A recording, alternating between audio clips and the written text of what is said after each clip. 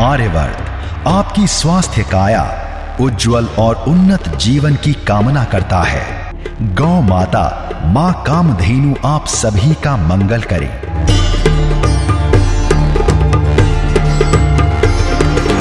आर्यवर्त भारत का स्वाभिमान।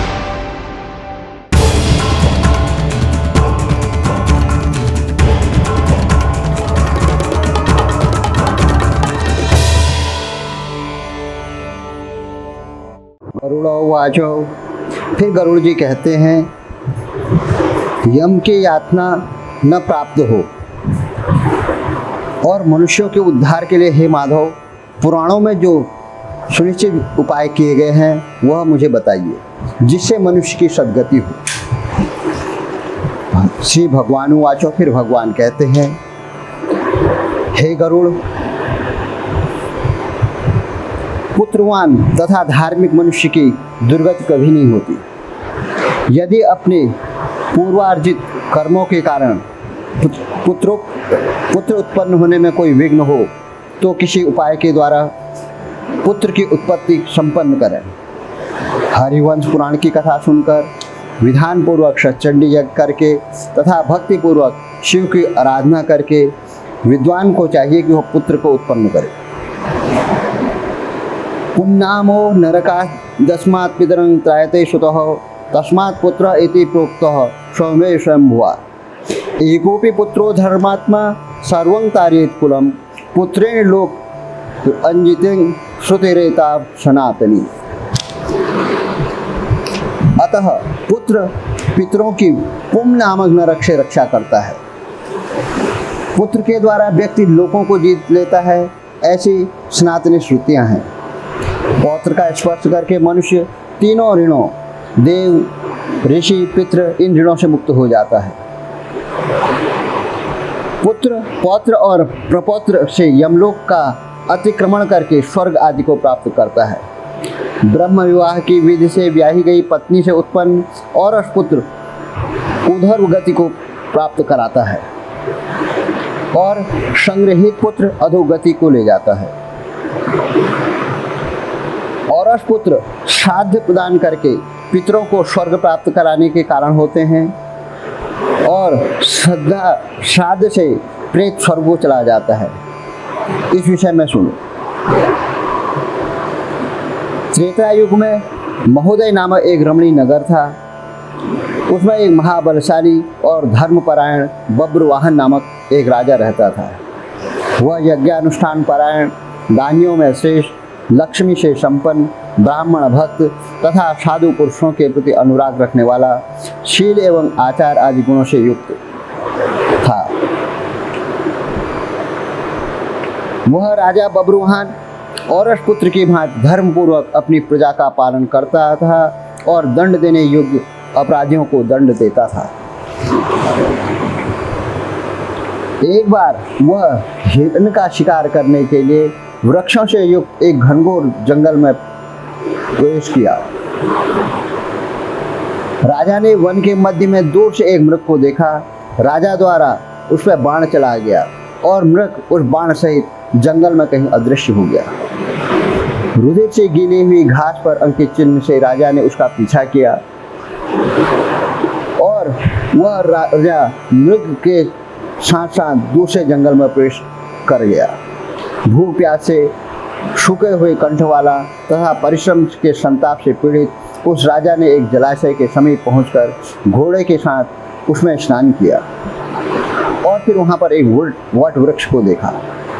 उसकी जड़ के पास जाकर राजा बैठ गया और राजा ने भूख और प्यास वहां पर क्या देखा, एक भूख और प्यास से व्याकुल इंद्रियों वाले, ऊपर की ओर उठे हुए बालों वाले, अत्यंत मलिन, कुबड़े और मांस रहित एक भयावह प्रेत को देखा। राजा ने कहा, हे भयावह रूप वाले प्रेत, किस कर्म के प्रभाव से देखने में डरावने लगने वाले हो और अमंगलकारी हो?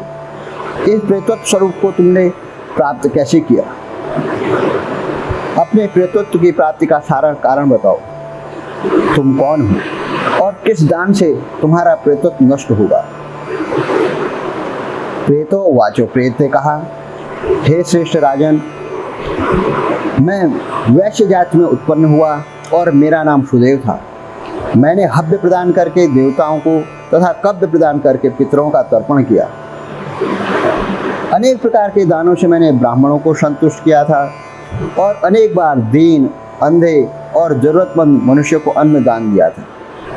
किंतु हे राजन, मेरा यह सारा सत्कर्म मेरे दुर्दैव से निष्फल हो गया, जिस कारण मेरा सुकृत निष्फल हुआ।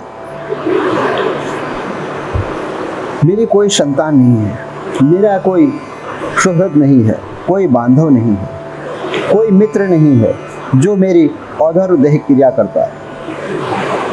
जिस व्यक्ति के उद्देश्य से षोडश मासिक श्राद्ध नहीं दिए जाते, सैकड़ों श्राद्ध करने पर भी उसका प्रेतत्व स्थिर रहता है, अर्थात दूर नहीं होता।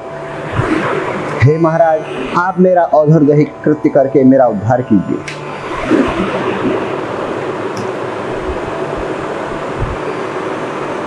क्योंकि सभी वर्णों का राजा को सभी वर्णों का बंधु कहा जाता है, इसलिए हे राजन, आप मेरा उद्धार कीजिए। और यदि आप मेरा हित चाहते हैं और मेरी सद्गति हो सके और मेरी प्रेत योनि से मुक्ति हो सके, वैसा आप करें।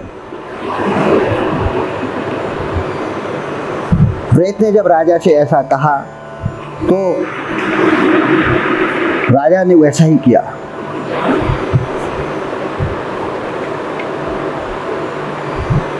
और उसके बाद यजमान स्नान करके नारायण के आगे विनीतात्मा होकर विधि पूर्वक मन से संकल्पित औधर दैहिक क्रिया आरंभ करे।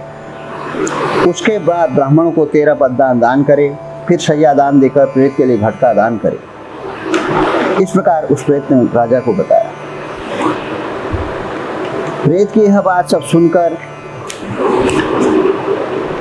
राजा ने उससे कहा कि ठीक है, मैं ऐसा ही करूंगा। श्री भगवान वाचो, भगवान कहते हैं, हे कश्यप पुत्र गरुड़, प्रेत के साथ इस प्रकार जब बातचीत हो रही थी, उसी समय हाथी, घोड़े आदि से व्याप्त राजा की सेना वहां पर आ गई। सेना के आने के बाद राजा को महामणि देकर उन्हें प्रणाम करके पुनः प्रार्थना करके वह पे अदृश्य हो गया। उस वन से निकलकर राजा भी अपने नगर को चला गया और अपने नगर में पहुंचकर प्रेत के द्वारा बताए हुए वचनों के अनुसार विधि विधान से उसने औधर दैहिक क्रिया का अनुष्ठान किया। उसके पुण्य प्रदान से मुक्त होकर प्रेत स्वर्ग को चला गया। जब दूसरे के द्वारा दिए हुए श्राद्ध से प्रेत की सद्गति हो गई, तो फिर पुत्र द्वारा प्रदत्त श्राद्ध से पिता की सद्गति हो जाए, उसमें कोई आश्चर्य नहीं। यह पुण्यप्रद इतिहास को जो सुनता है और सुनाता है, वे दोनों पापाचारों से युक्त होने पर भी प्रेतत्व को प्राप्त नहीं होते। ओम श्री गरुड़ प्राणे सारोद्धारे बब्रुवाहन प्रेत संस्कारो नाम सप्तमो अध्यायो। सनातन परंपरा का सच्चा साथी आर्यवर्त, भारत का स्वाभिमान।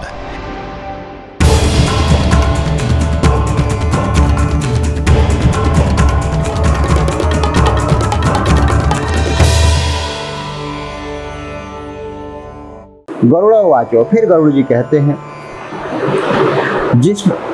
हे प्रभु, जिस प्रकार वह क्रिया करनी चाहिए, पुत्रों को जिस प्रकार वह क्रिया करनी चाहिए, उसे उसी प्रकार कहिए। भगवान वाचो, भगवान ने कहा, हे गरुड़, मनुष्यों के हित की दृष्टि से आपने बड़ी उत्तम बात पूछी है। पुण्यात्मा व्यक्ति वृद्धावस्था प्राप्त होने पर अपने शरीर को व्याधिग्रस्त तथा ग्रहों की प्रतिकूलता को देखकर और प्राणवायु के नाद न सुनाई पड़ने पर और अपने मरण का स्मरण जानकर निर्भय हो जाए और आलस्य का परित्याग कर जाने अनजाने किए गए पापों के विनाश के लिए प्रायश्चित का आचरण करे। भगवान विष्णु और शिव के नाम का स्मरण करे और सुने। भगवान नाम कानों से सुनाई पड़ने पर वह मनुष्य के पाप को नष्ट कर देता है। और जो रोगी के समीप आकर बांधुओं को शोक नहीं करना चाहिए, बल्कि मेरे पवित्र नाम का बार बार उसे स्मरण कराना चाहिए। विद्वान व्यक्ति को चाहिए वह मत्स्य, कूर्म, वाराह, नारसिंह, वामन, परशुराम, राम, कृष्ण, बुद्ध और कल्कि, इन 10 नामों का सदा स्मरण और कीर्तन करना चाहिए।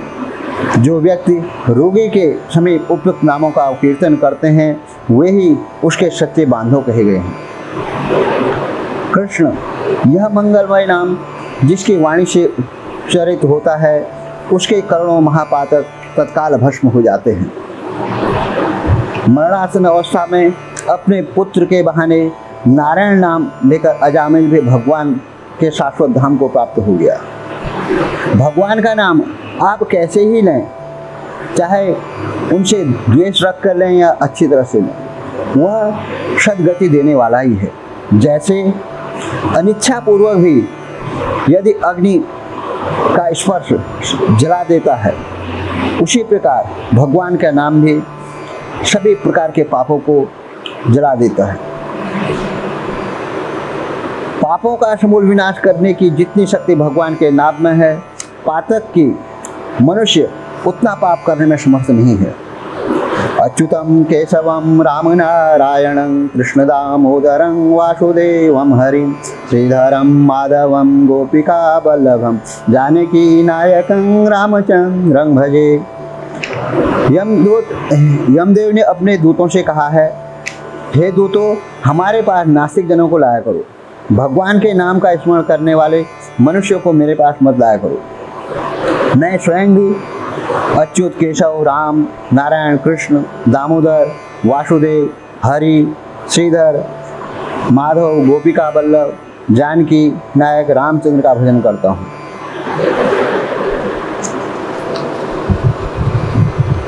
जिनकी जिह्वा में भगवान के गुण और नाम का कीर्तन नहीं करती और चित्त भगवान के चरणारविंद का स्मरण नहीं करता, सिर एक बार भी भगवान को प्रणाम नहीं करता, ऐसे विष्णु के आराधना और उपासना आदि से कृत्यों से रहित असत पुरुषों को मेरे पास लाओ। भगवान कृष्ण के नाम स्मरण से पाप नष्ट हो जाने के कारण जीव नरक को नहीं देखते और स्वप्न में भी कभी यम तथा यमदूत के दूत नहीं दिखाई पड़ते। जो व्यक्ति अंतकाल में नंद नंदन भगवान श्री कृष्ण जिसके पीछे चलते हैं ऐसी गाय को दान देता है, वह मांस, हड्डी और रक्त से परिपूर्ण वैतरणी नदी में नहीं गिरता। मृत्यु के समय नंदनंदन इस प्रकार की वाणी का उच्चारण करता है, वह पुनः मांस, अस्थि तथा रक्त से पूर्ण वैतरणी रूपी शरीर को प्राप्त नहीं करता, शरीर धारण नहीं करता, अर्थात वह मुक्त हो जाता है।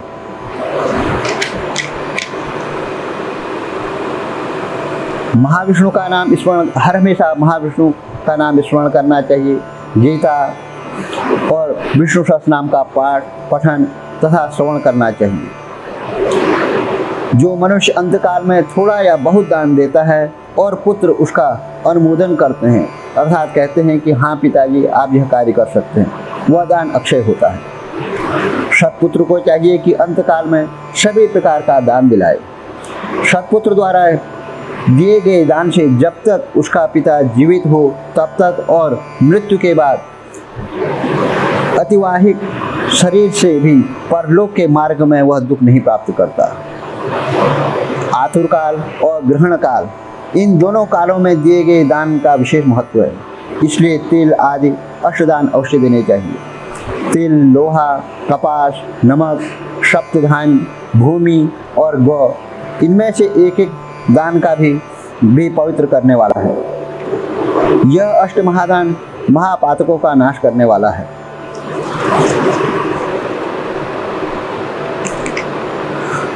स्वर्ण का दान देने से जीव यमलोक नहीं जाता, उसे स्वर्ग की प्राप्ति होती है। कपास दान देने से यमदूतों का भय नहीं होता। लवण अर्थात नमक का दान देने से यम का भय नहीं होता।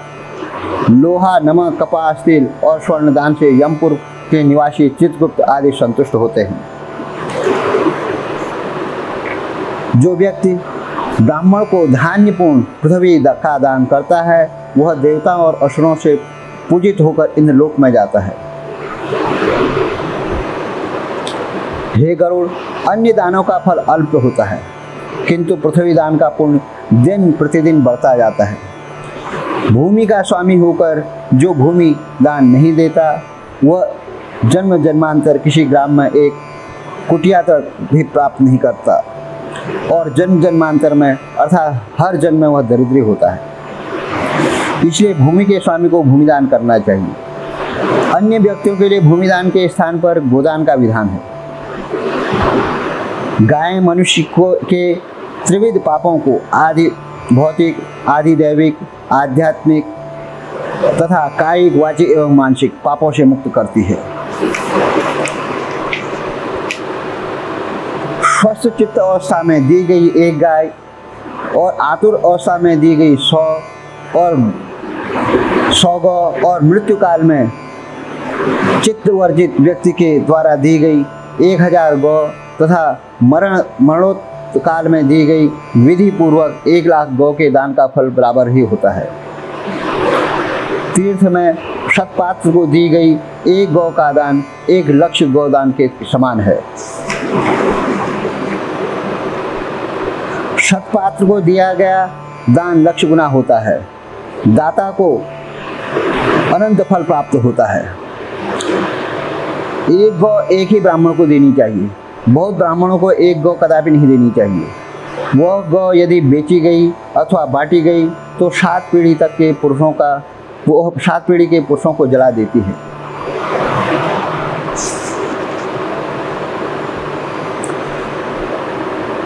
जो वैतरणी धेनु का दान करता है वह धर्म मार्ग के धर्मराज के सभा में जाता है।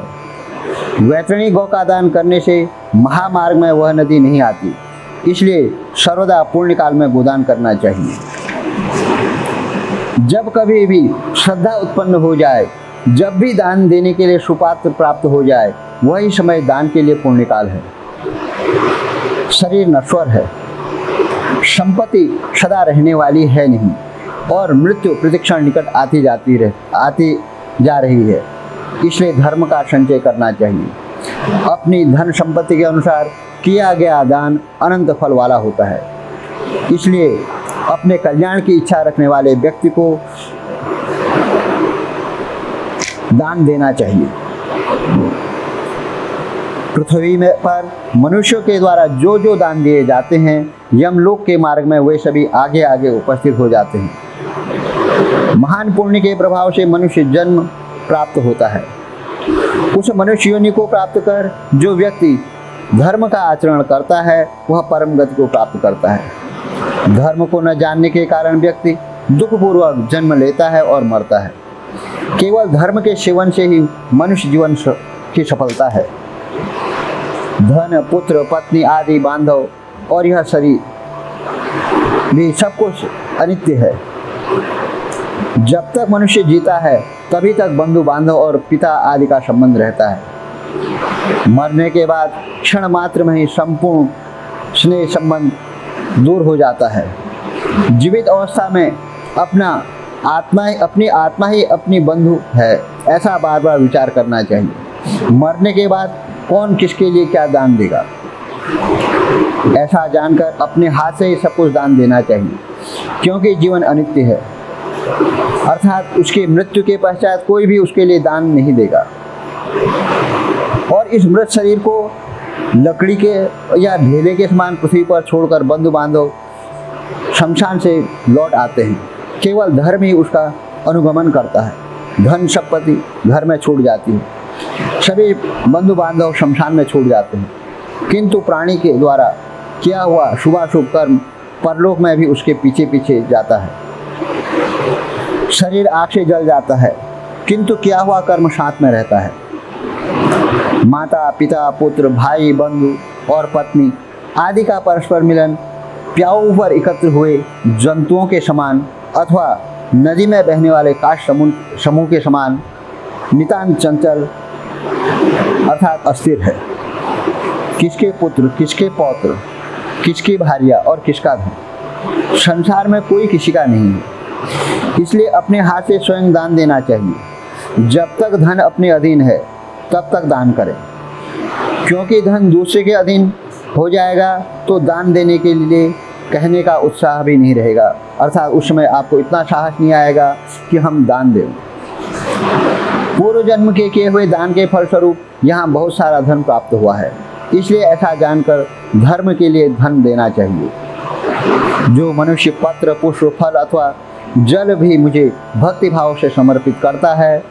मैं भक्तिपूर्वक दिए गए पदार्थों को प्राप्त करता हूँ, इसलिए विधि विधान पूर्वक अवश्य दान देना चाहिए। थोड़ा हो या अधिक, इसकी कोई गणना नहीं करनी चाहिए। जो पुत्र पृथ्वी पर पड़े हुए आतुर पिता के द्वारा दान दिलाता है, वह धर्मात्मा पुत्र देवताओं के लिए भी पूजनीय होता है। पिता के उद्देश्य किए गए दान से 100 गुना और माता के उद्देश्य किए गए दान से 1000 गुना और बहन के उद्देश्य किए गए दान से 10,000 गुना और सहोदर भाई के निमित्त किए गए दान से अनंत गुना पुण्य प्राप्त होता है। यदि कोई व्यक्ति लोक से आतुर काल में दान नहीं देते, वे कंजूस पापी मरने के बाद शोकमग्न होते हैं। जो पुत्र पौत्र सहोदर भाई सगोत्री और सुहृजन दान नहीं देते, वह ब्रह्म हत्यारे हैं, उसमें कोई संशय नहीं है। ओम श्री गरुपुराणे सारोद्धारे आतुर्दान निरूपणो नाम 8वां अध्याय। वेद पुराणों की एकमात्र पहचान, आर्यवर्त, भारत का स्वाभिमान। अब यहाँ पर आज चौथे दिन की कथा विश्राम लेने जा रही है। अनादि निधनो देव शंख चक्र गदाधर अक्षः पुंडरीकाक्ष प्रेत मोक्ष प्रदो भव। अर्थात हे आदि अंत से रहित शंख चक्र और गदा को धारण करने वाले, ऐसे अविनाशी तथा कमल के समान नेत्र वाले हे विष्णु भगवान, आप प्रेत को मोक्ष प्रदान करें और जाने अनजाने में हमसे कहीं कोई भी गलती हुई है उसे क्षमा करें एवं सभी पितरों को सद्गति प्रदान करें।